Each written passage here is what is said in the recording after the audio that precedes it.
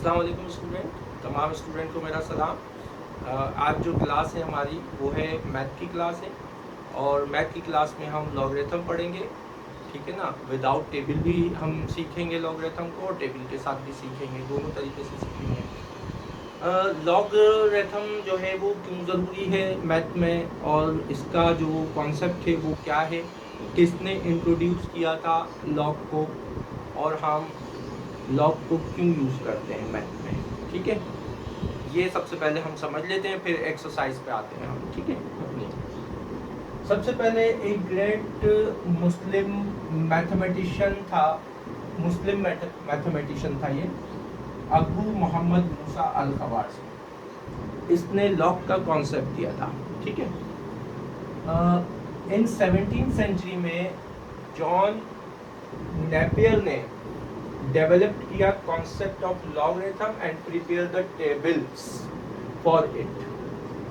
अब जितने बड़े बड़े नंबर्स होते हैं उन बड़े नंबर्स को सॉल्व करना बहुत मुश्किल होता है, ठीक है।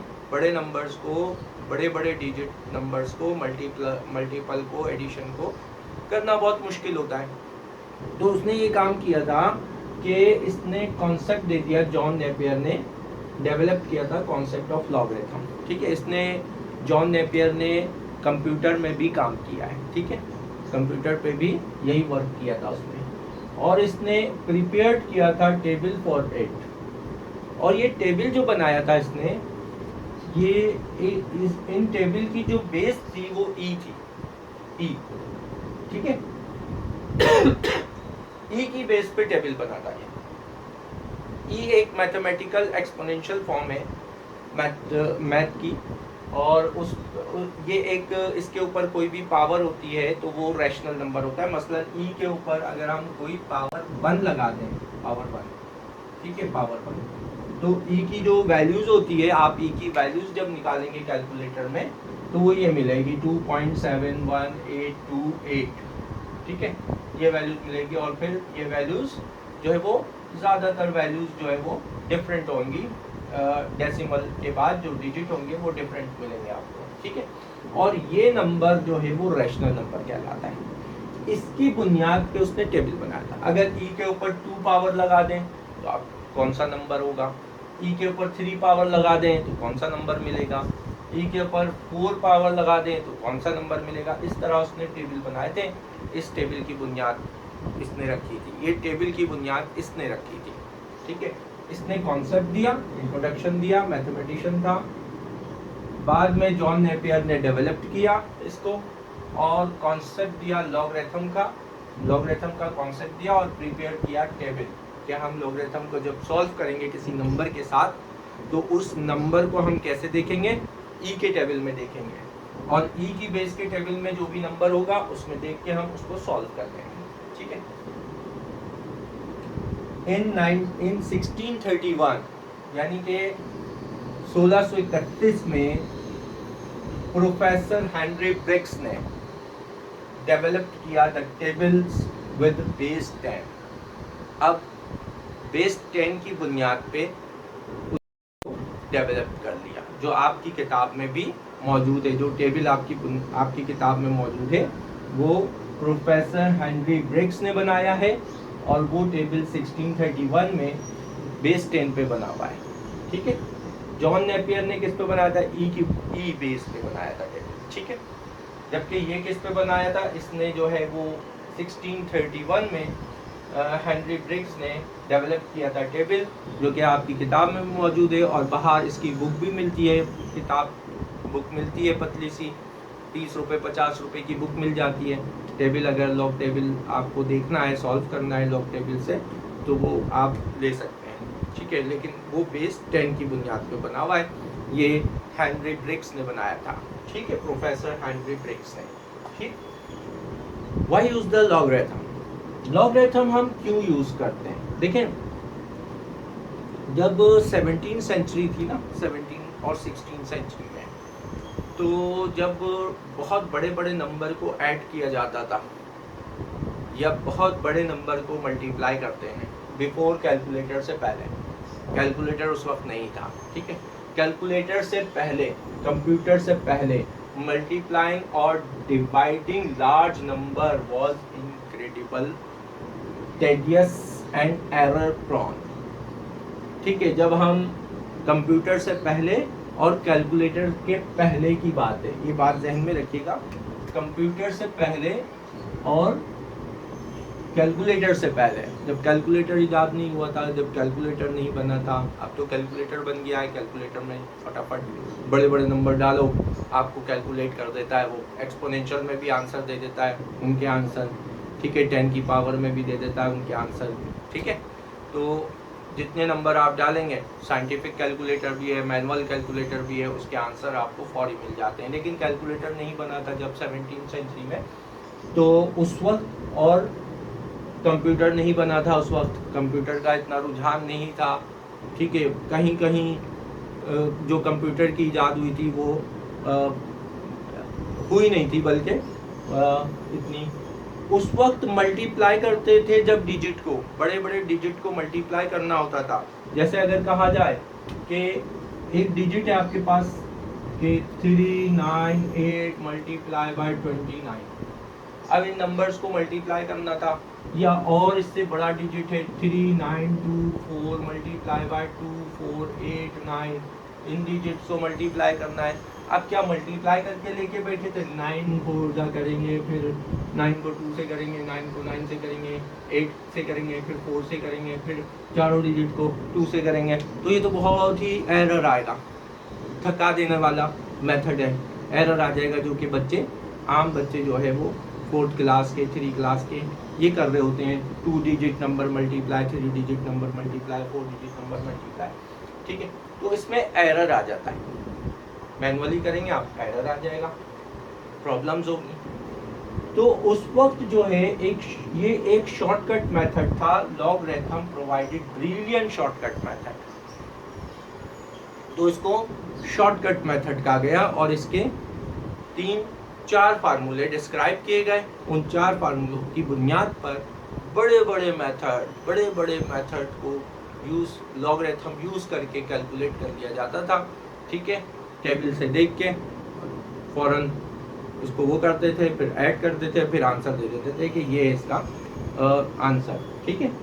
तो इस तरह से शॉर्टकट मेथड कहलाता है लॉगरिथम। अब अगर मैं कहूँ कि आप जो है वो 2989 डिवाइड बाय 10029 को डिवाइड करो, तो कितना मुश्किल होगा इसको डिवाइड करना, ठीक है।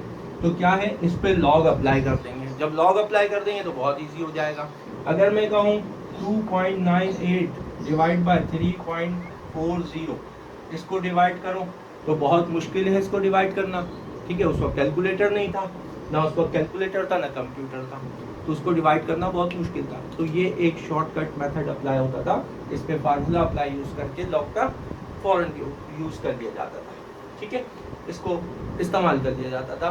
तो उस वक्त ये लॉगरिथम जो इजाद हो गया था, या कॉन्सेप्ट जो दिया था मैथमेटिशियन ने, जो इंट्रोड्यूस कराया था, सबसे पहले मुस्लिम साइंटिस्ट अबू मूसा अल ख़वारिज़मी, ठीक है, मोहम्मद मूसा अल ख़वारिज़मी ने, अबू मोहम्मद मूसा अल ख़वारिज़मी ने सबसे पहले इसका कॉन्सेप्ट दिया, यानी इसको इंट्रोड्यूस कराया, ठीक है, कि हम बहुत ज़्यादा लॉन्ग मेथड को किस तरह से शॉर्टकट में कर सकते हैं। फिर जॉन नेपियर ने उसका टेबल बना लिया, डेवलप कर दिया कि इस टेबल के तहत हम बड़ी से बड़ी कैलकुलेशन को सॉल्व कर सकते हैं लॉग के इस टेबल के जरिए। बाद में क्या हुआ, बाद में हेनरी ब्रिग्स ने बेस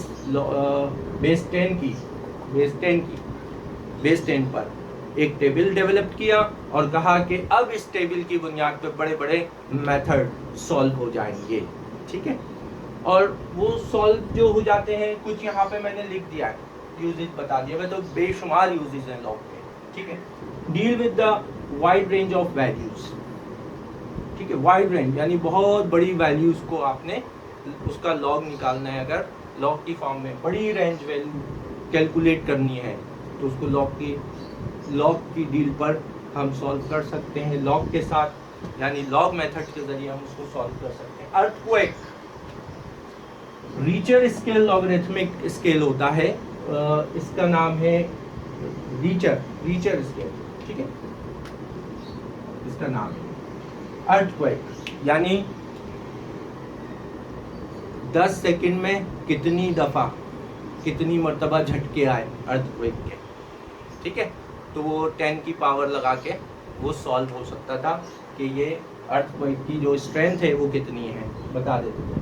इसी तरह साउंड यानी लाउडनेस ऑफ साउंड लाउडनेस को जो यूनिट होता है साउंड लाउडनेस का वो डेसिबल होता है, ठीक है। और डेसिबल जो है वो एक स्केल है, डेसिबल स्केल है और ये स्केल लॉगरिथमिक स्केल होता है। इसकी वैल्यू बहुत बड़ी होती है, इसीलिए इसको लॉगरिथमिक स्केल पर हम जांच करते हैं कि कितना डेसिबल साउंड है, ठीक है, इसकी वैल्यूज को।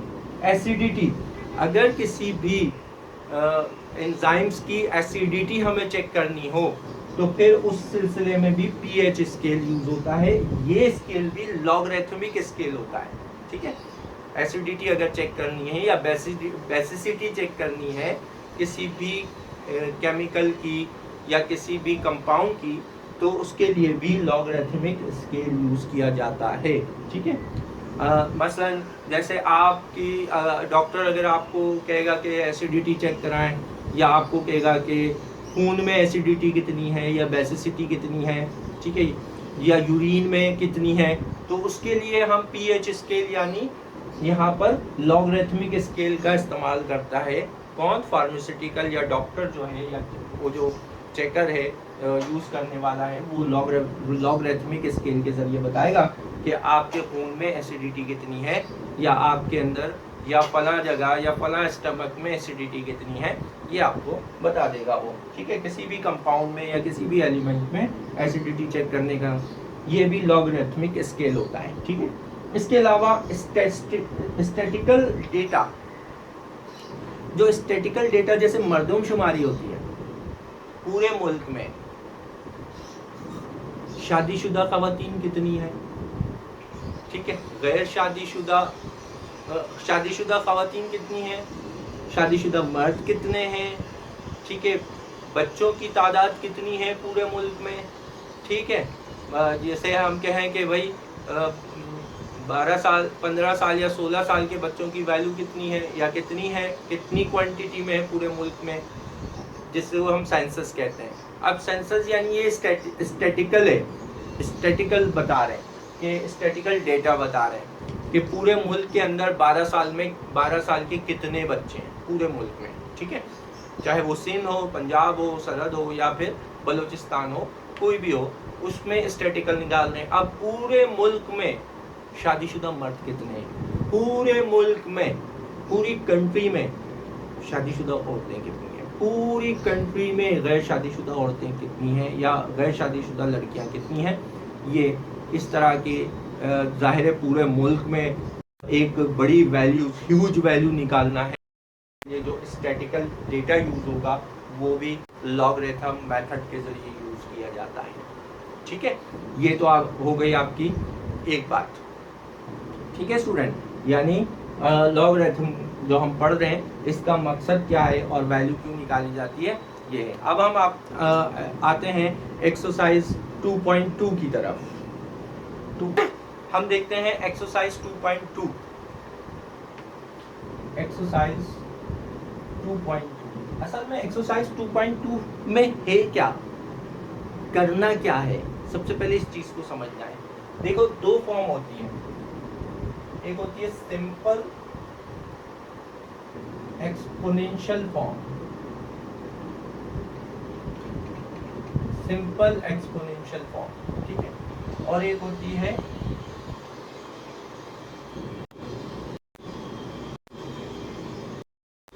Logarithmic form. एक मैंने लिख दिया लॉगरिथमिक फॉर्म है और एक मैंने लिख दिया सिंपल एक्सपोनेंशियल फॉर्म, ठीक है। कतई नजर इसके कि किताब में क्या लिखा है, छोड़ो किताब को, ठीक है, किताब को छोड़ दो, किताबी बातें नहीं कर रहे। अब मेरे पास 2.2 एक्सरसाइज में मुझे करना क्या है, ठीक है। दो बातें हैं सिर्फ मेरे पास, एक वो है जो सिंपल एक्सपोनेंशियल फॉर्म है और एक वो है जो लॉगरिथमिक फॉर्म है, ठीक। सिंपल एक्सपोनेंशियल फॉर्म, जैसे सिंपल एक्सपोनेंशियल फॉर्म अगर मैं कहता हूं तो मैं कहता हूं कि भाई a की पावर x, ठीक, a की पावर x, ये आपके पास है, क्या लिखा है, a की power x is equal to y, ये लिखिए। पता नजर इसके कि मैं इसको उलट भी कर सकता हूं, मैं इसको ऐसे भी लिख सकता हूं कि a की power y is equal to x के बराबर है, ठीक है। यानी मतलब क्या हुआ, मतलब ये हुआ कि a क्या है, a क्या है,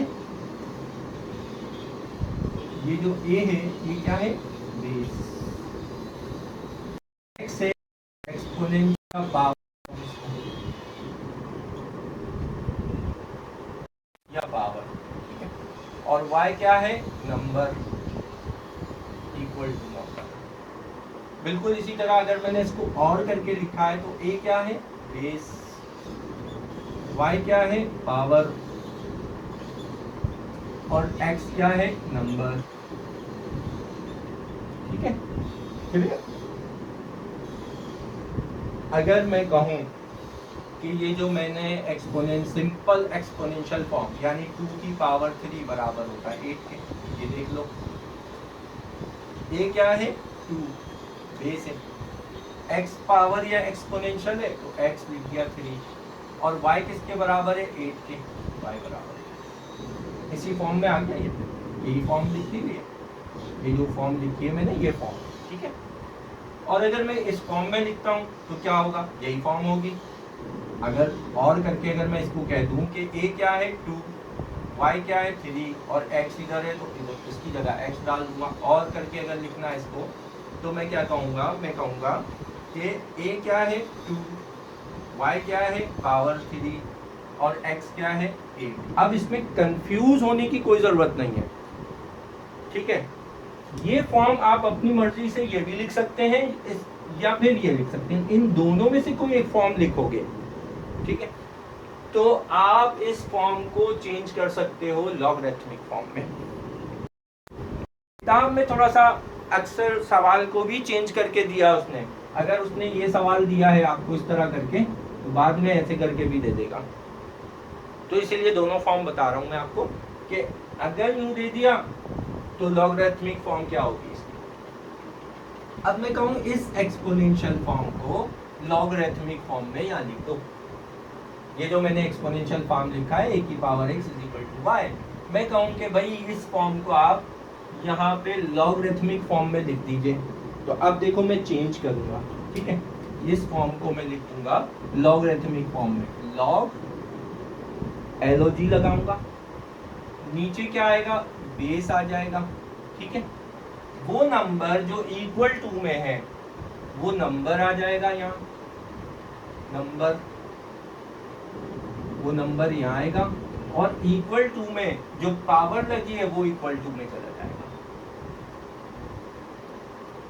तो ये इसकी क्या कहलाएगी, लॉगरिथमिक फॉर्म कहलाएगी। अगर हम इस पहले इसको देख लेते हैं, बेस क्या है, log a, और नंबर क्या है, y, लिख दिया y, और पावर क्या है, x, तो मैंने लिख दिया लॉगरिथमिक फॉर्म में। यानी इस एक्सपोनेंशियल फॉर्म को किस फॉर्म में लिख दिया, लॉगरिथमिक फॉर्म में लिख दिया। अच्छा, अगर ये इस फॉर्म में लिखा हुआ है और करके, जैसे ये x की जगह y लिखा हुआ है और y की जगह x कर दिया, तो करेंगे लॉग बेस नीचे हो जाएगी, नंबर बिल्कुल वही काम करेंगे, नंबर, और यहाँ लिख देंगे पावर, ठीक है। अब इसमें बेस क्या है, a, तो लिख दिया भाई a, ठीक है, log a, नंबर क्या है x, तो यहाँ लिख दिया नंबर की जगह x, और पावर क्या है y, तो y लिख दिया। तो स्टूडेंट याद रखें ये बात, अब आप आसानी से क्वेश्चन नंबर 1 उसके 4 पार्ट, क्वेश्चन नंबर 2 और उसके 4 पार्ट आप आसानी से कर लेंगे, कोई मसला नहीं है आपके लिए। अगर ये इस फॉर्म में लिखा हुआ है तो लॉगरिथमिक फॉर्म में क्या होता है, log base number is equal to power, ठीक है, तो log a y और इक्वल टू x। अगर ये इस फॉर्म में लिखा हुआ है तो हम क्या कहेंगे, वही काम करेंगे, लॉग बेस नंबर पावर। सिर्फ ख्याल ये रखना है कि पावर क्या है और नंबर क्या है। यहाँ पे नंबर क्या है x, तो x डाल दिया, और पावर क्या है यहाँ पे y, y। तो कोई भी दोनों फॉर्म आपके पास हो सकती है, चाहे यूं कर लो चाहे यूं कर लो, एक ही बात है, नो प्रॉब्लम, ठीक है। अब हम देखते हैं कि हमारे पास लॉगरिथमिक फॉर्म में लिखता हूं, मेरे पास 2 की पावर 3 इक्वल टू 8 है। ये कौन सी फॉर्म है, एक्सपोनेंशियल फॉर्म है। इस फॉर्म में लिखा मैंने, एक सवाल लिखा। अब मैं कहूँ इसको लॉग की फॉर्म में लिखो, convert into logarithmic form, logarithmic form में कन्वर्ट करो उसको। तो मैं सबसे पहले कहूंगा कि बेस क्या है 2, पावर क्या है 3 और नंबर क्या है 8, ठीक है। यानी ये a है, पावर मतलब अगर इस फॉर्म में है तो x कहूंगा मैं, x 3 है, और इस फॉर्म में है तो y कह दूंगा मैं, नंबर y है। तो ये नंबर है, NUMBER, नंबर 8 है। तो हम इसको लॉग की फॉर्म में कैसे लिखते हैं, ये लिख दो या ये लिख दो, एक ही बात है, log a, ठीक है, log a y equal to x, ठीक है, log base number equal to power, ठीक। अब मेरे पास क्या है, log a क्या है 2 लिख दिया, y क्या है 8 लिख दिया, और इक्वल टू x क्या है 3 तो 3। ये लॉगरिथमिक फॉर्म में आ गया, ठीक है। अब अगर मैं कहूँ 3 का स्क्वायर 9 होता है, ठीक, तो ये क्या है, बेस है a 3, पावर क्या है, पावर तो हमने क्या कहा x कह दिया, तो x इज इक्वल टू 2 और y क्या है 9। इस वाली फॉर्म की बात करूँ, ऐसे कर लो या ऐसे कर लो, कोई भी फॉर्म कह दो। अगर मैं इसको इस फॉर्म में कहूँगा तो 3, और y की फॉर्म में कहूँगा तो y हो जाएगा, पावर x हो जाएगी। लेकिन फॉर्म क्या होगी, फॉर्म यही होगी, log base number equal to power. किसी भी सूरत में, इस सूरत में भी यही होगा, इस सूरत में भी यही लॉगरिथमिक फॉर्म होगी, सिर्फ x और y का इधर उधर का फर्क हो जाएगा और कुछ नहीं होगा, ठीक है। अब आपके पास क्या है, log a क्या है 3, पावर क्या है, पावर नंबर आता है, नंबर क्या है 9, और पावर क्या है 3। ये लॉगरिथमिक फॉर्म में मैंने, ठीक है। बिल्कुल इसी तरह और देखते हैं सवाल, 10 का स्क्वायर इक्वल टू 100, बेस क्या है, a क्या है 10, पावर क्या है x 2 और y क्या है 100, ठीक है।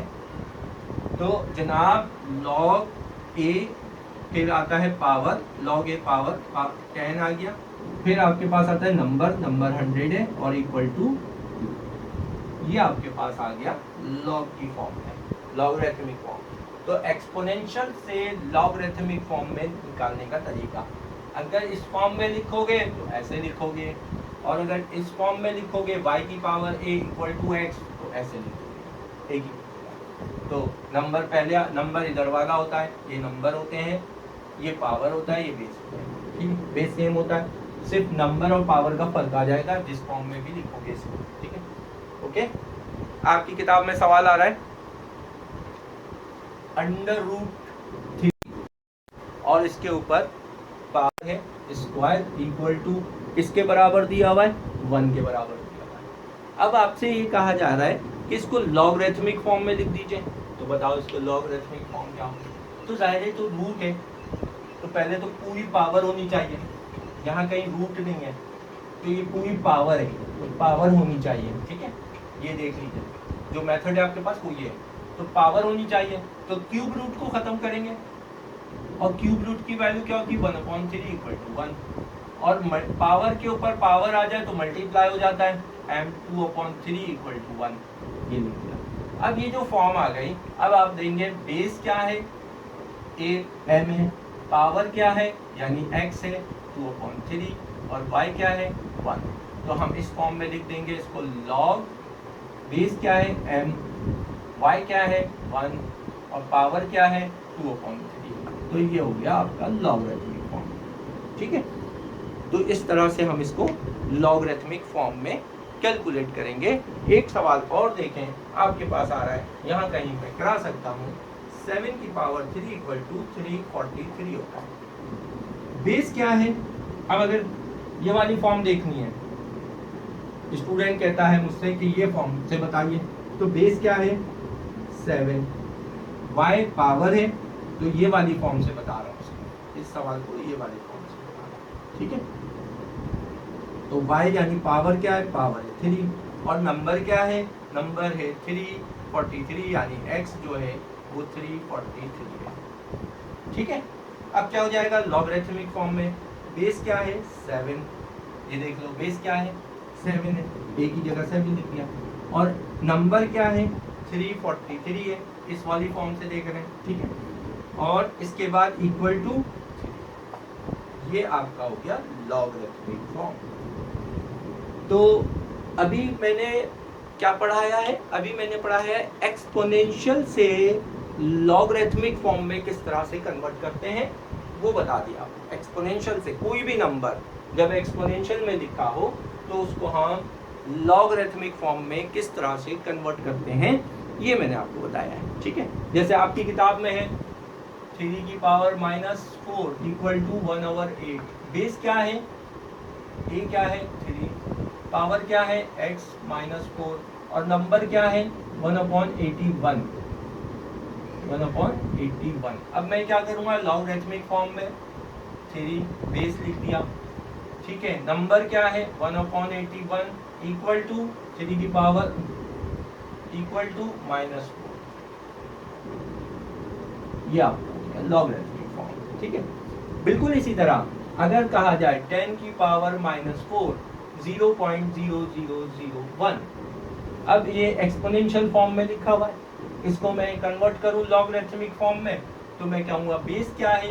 10, नंबर क्या है, यानी कि पावर क्या है? -4, और नंबर क्या है? 0.0001। तो लॉगरिथमिक फॉर्म में 10 बेस हो गया, नंबर 0.0001, और फिर -4। इस तरह से हम इसको कैलकुलेट करते हैं, ठीक है स्टूडेंट। अभी की क्लास यहीं पे फिनिश होती है। अब लॉगरिथमिक फॉर्म से एक्सपोनेंशियल फॉर्म में कैसे कन्वर्ट कर सकते हैं, यानी इस फॉर्म में अगर कोई सवाल आ जाए तो हमें इस फॉर्म में कैसे कन्वर्ट करना है, ठीक है, वो हम आपको नेक्स्ट क्लास में बताएंगे। अस्सलाम वालेकुम वरहमतुल्लाहि वबरकातुहू।